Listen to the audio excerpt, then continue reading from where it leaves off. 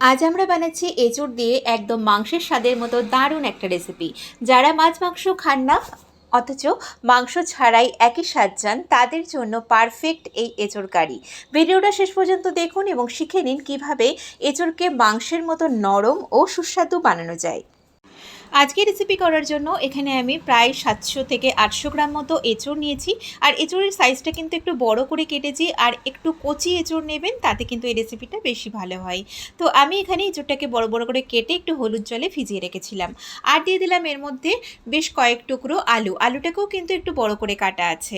এখন এর মধ্যে দিয়ে দিলাম পেঁয়াজ বাটা 2 টেবিল চামচ, দিয়ে দিলাম এর মধ্যে আদা রসুন আর কাঁচা লঙ্কা বাটা, এটাও আমি 1.5 টেবিল চামচ মতো দিয়ে দিলাম একটা মিডিয়াম সাইজের টমেটো পেস্ট দিচ্ছি। এর মধ্যে 1 চা চামচ জিরে গুঁড়ো, 1 চা চামচ ধনে গুঁড়ো, হলুদ গুঁড়ো দিয়ে দিলাম পরিমাণ মতো, হাফ চা চামচ রেড চিলি পাউডার দিয়ে দিলাম, আর দিয়ে দিলাম সুন্দর কালারের জন্য একটু কাশ্মীরি রেড চিলি পাউডার, দিয়ে দিলাম এর মধ্যে 1 টেবিল চামচ টক দই, স্বাদ মতো লবণ আর কাঁচা সর্ষের তেল দিয়ে এই এঁচোড় আর আলুটাকে বেশ ভালো করে ম্যারিনেট করে অন্তত এটাকে আধ ঘন্টা রেখে দেব।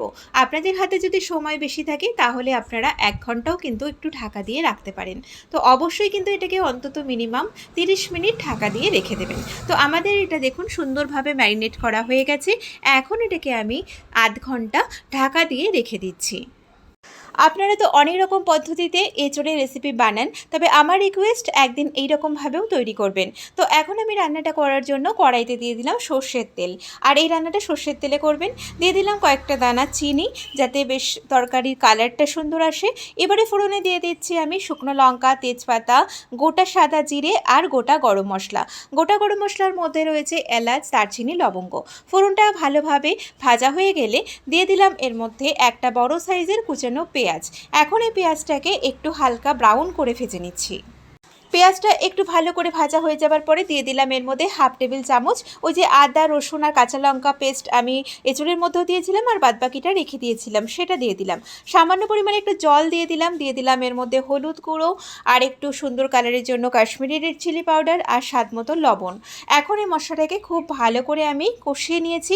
এবারে এই যে ম্যারিনেট করা এঁচোড় আর আলুটা রয়েছে সেটা আমি মশলার মধ্যে দিয়ে ভালো করে এইভাবে মিক্সড করে নিচ্ছি।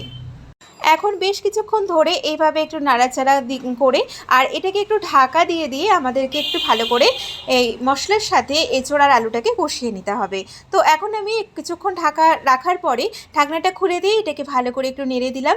আবারও এটাকে আমি প্রায় 7 থেকে 8 মিনিটের জন্য একটু ঢেকে দিলাম।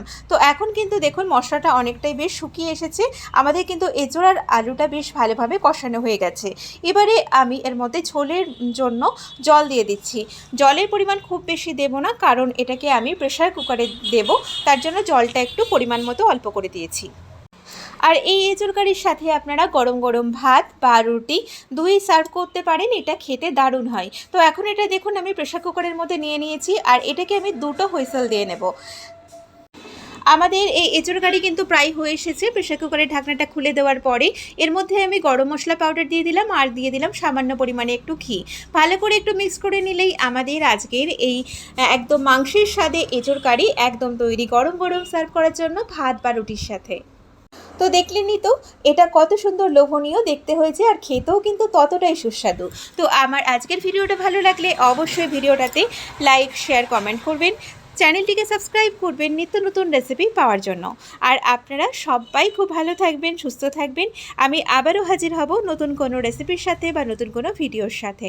নমস্কার।